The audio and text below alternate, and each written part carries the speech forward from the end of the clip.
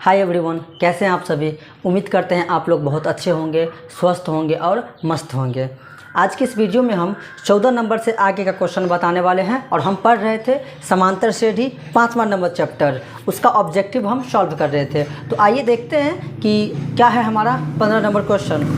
15 number question है कि समांतर श्रेणी 72, 63, 54 का कौन सा पद शून्य है। एक एपी दे दिया है, ठीक है, एपी दे दिया है और हमसे पूछ रहा है कि कौन सा पद है जो शून्य हो जाएगा, है ना। ऐसे ही करते करते कितने नंबर पर जो पद जाएगा, कितने नंबर का जो संख्या होगा वो क्या होगा, शून्य होगा। ठीक, आपको हम बताए होंगे कि अगर एपी दे तो दो काम आप सबसे पहले कर लीजिएगा। कितने काम? दो काम। कौन कौन सा? एक, आप उस एपी में से ढूंढ लीजिए क्या प्रथम पद मतलब ए और सार्वंतर मतलब डी। इस दोनों के बिना पूरा एपी चैप्टर, समांतर श्रेणी चैप्टर जो है वो क्या है, तो बिल्कुल क्या है, अधूरा है।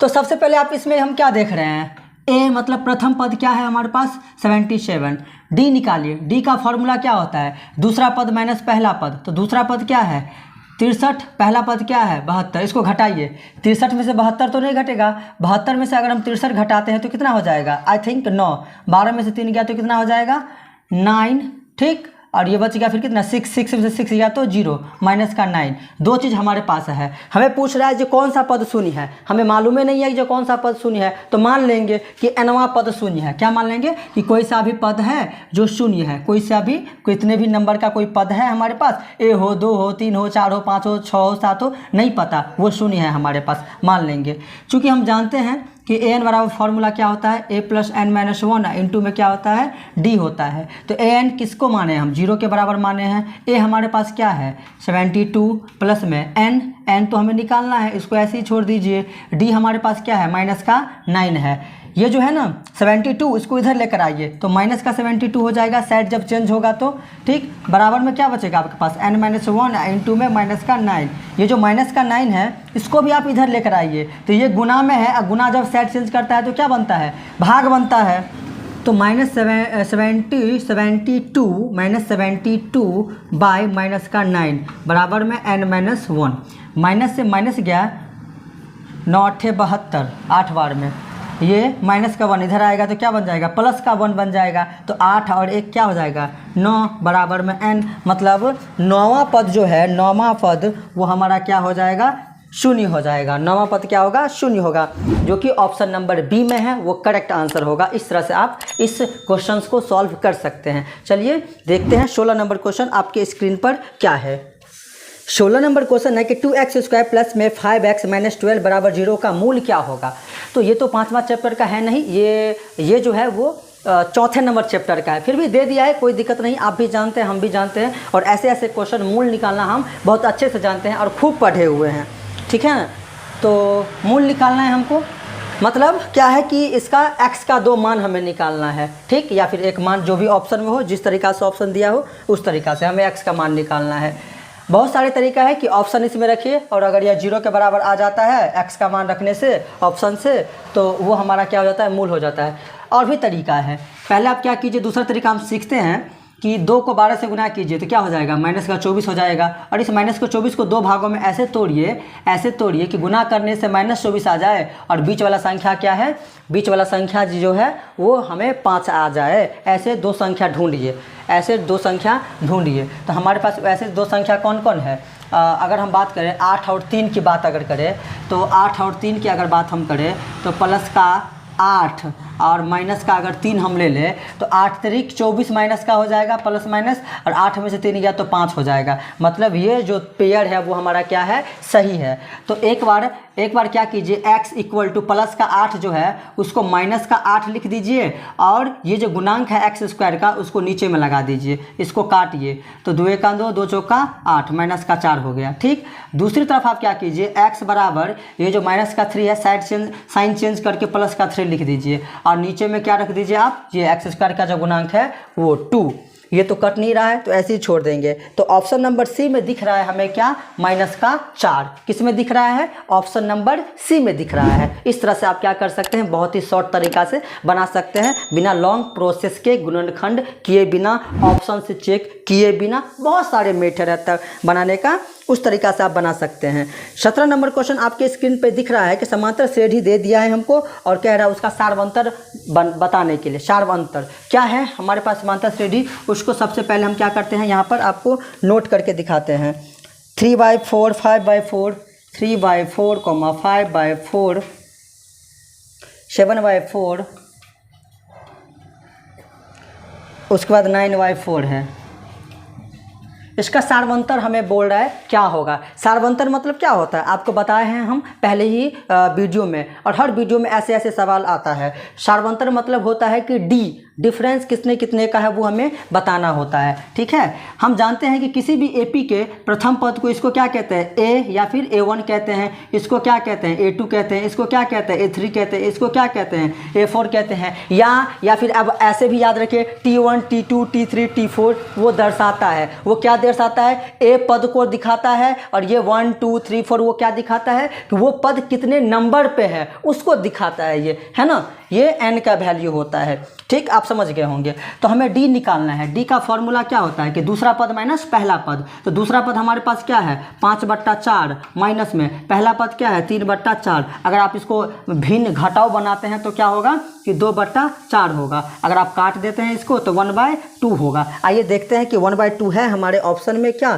तो सी नंबर ऑप्शन में हमें दिख रहा है क्या है 1/2 ऑप्शन दिख रहा है। जरूरी नहीं है, एक बात और याद रखिए आप कि जरूरी नहीं है कि इसी दोनों को हम घटाएं। अगर यह एपी में है तो आपकी मर्जी है, आप यहाँ से भी घटा सकते हैं, बस दूसरे में से पहले को घटाना होता है। बात समझ रहे हैं, दूसरे में से पहले को घटाना होता है। अगर आप ये A3 माइनस A2 भी करते हैं ना आप, दूसरा पद माइनस पहला पद, तो भी आपका आंसर इतना ही आएगा। आप करके देख लीजिएगा। 18 नंबर क्वेश्चन आपके स्क्रीन पर है कि 21 18 15 डॉट डॉट डॉट का कौन सा पद जो है वो शून्य है।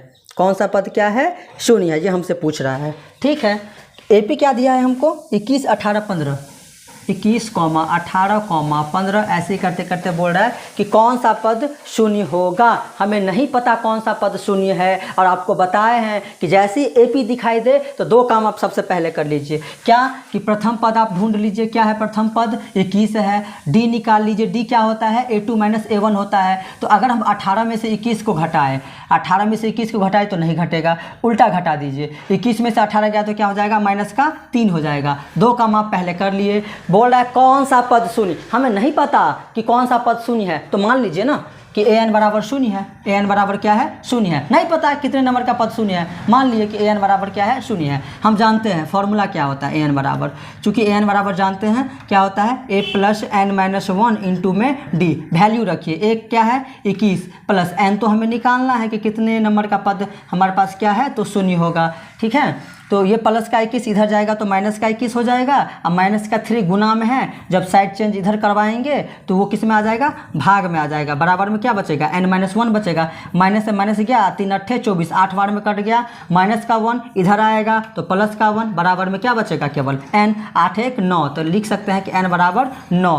तो ऑप्शन नंबर 18 का जो है वो ऑप्शन नंबर सी जो है, ऑप्शन नंबर सी जो है वो सी दे दिया है, जो कि गलत है। ऑप्शन नंबर डी होगा हमारा, क्या होगा ऑप्शन नंबर डी जो है वो हमारा करेक्ट आंसर होगा। इस तरह से आप क्या कर सकते हैं, तो बना सकते हैं।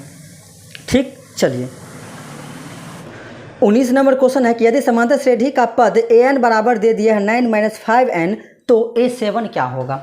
हमसे क्या पूछा है, a7 पूछा है। एक बात आप याद रखिए, यहाँ पे n बराबर क्या हो जाएगा हमारा 7 हो जाएगा। अब कैसे होगा n बराबर 7, समझते हैं। जैसे a है हमारे पास, an है, an का मतलब क्या होता है, a पद को दिखाता है, n कितने नंबर का पद है उसको दिखाता है वो। ठीक, तो अगर हमारे पास a1 की बात अगर करें तो क्या मतलब समझे हम कि n बराबर क्या हो जाएगा हमारा 1 हो जाएगा। अगर हम a2 की बात करें तो क्या समझते हैं यहाँ से हम कि n बराबर 2 होगा। अगर a3 की बात करें तो हम यहाँ पे क्या समझते हैं, n बराबर क्या है हमारा 3 है। ये तीसरे नंबर का पद, ये दूसरे नंबर का पद, ऐसे हम समझते हैं। तो यहाँ से इसी के अकॉर्डिंग हम क्या n बराबर 7 हम यहाँ से नहीं ले सकते, ले सकते हैं। अब इसको सॉल्व कैसे करेंगे आइए देखते हैं। तो हमें क्या करना है, n के जगह पर 7 रखना है, इसके जगह पर। तो an बराबर हो जाएगा 9 माइनस 5 इंटू 7 होगा ना। तो 9 माइनस 5 सत्ते कितना हो जाएगा 35 हो जाएगा। ठीक, तो अगर 35 में से 9 को अगर हम घटा दें, 35 में से अगर हम 9 को घटा दें तो कितना हो जाएगा, तो हो जाएगा यहाँ पे हमारा 26, वो भी किस में, माइनस में, किस में, माइनस में। तो ऑप्शन नंबर बी जो है हमारा वो क्या होगा, करेक्ट आंसर हो जाएगा किसका, तो 19 नंबर का। कह सकते हैं कि A7 जो है वो क्या होगा हमारा 19 होगा, A7 क्या होगा, सॉरी माइनस का 26 होगा। ठीक, 20 नंबर क्वेश्चन है कि समांतर श्रेणी 25, 20, 15 डॉट डॉट डॉट का कौन सा प्रथम पद ऋणात्मक पद है, कौन सा प्रथम पद जो है वो ऋणात्मक पद होगा। देखिए जैसे 25 है, 25 में कितना घटा तो 20 हो गया, -5, -5 में कितना घटा तो 15 हो गया, 20 में से कितना घटा है तो 15 हो गया, फिर 5 घटा है। अगर हम फिर 15 में से अगर घटा दे, 15 में से घटा दे -5 तो कितना हो जाएगा, 10 हो जाएगा। फिर अगर 10 में से 5 घटा दे तो कितना हो जाएगा, 5 हो जाएगा। फिर 5 में से 5 घटा दे तो कितना होगा, 0 होगा। फिर 0 में से 5 घटा दे, -5 घटा दे तो क्या होगा, -5 होगा ना। 0 में से अगर हम -5 को घटा दे तो -5 होगा। तो कितने नंबर का जो पद ऐसा है जो प्रथम ऋणात्मक आएगा, ये पूछ रहा है। तो देखिए ना 1 2 3 4 5 6 7, मतलब कह सकते हैं कि A7 जो है वो हमारा क्या होगा, प्रथम ऋणात्मक पद होगा, प्रथम ऋणात्मक पद। ये प्रथम ऋणात्मक पद है ना, इससे पहले क्या है, पॉजिटिव पद है, धनात्मक पद है। प्रथम ऋणात्मक पद क्या है, A7 है। ये A1 A2 A3 A4 A5 A6 ये 7 ऐसी AP के पदों को पढ़ा जाता है या फिर लिखा जाता है। तो प्रथम पद क्या हो गया ऋणात्मक में, A7। तो ऑप्शन नंबर जो हमारे पास है, ऑप्शन नंबर जो बी है वो हमारा क्या होगा, करेक्ट हो जाएगा। इसको हम चेक भी कर सकते हैं और भी लॉन्ग प्रोसेस से हम चेक कर सकते हैं, लॉन्ग मेथड से हम इसको बना सकते हैं, लेकिन हमारे हिसाब से ये मेथड सबसे बेटर था, इसलिए हमने इसको बनाना ज़्यादा ही बेहतर समझा, इस तरीक़ा से बनाना। बाकी आप फॉर्मूला से भी आप बना सकते हैं और लॉन्ग प्रोसेस से भी बना सकते हैं। ठीक है।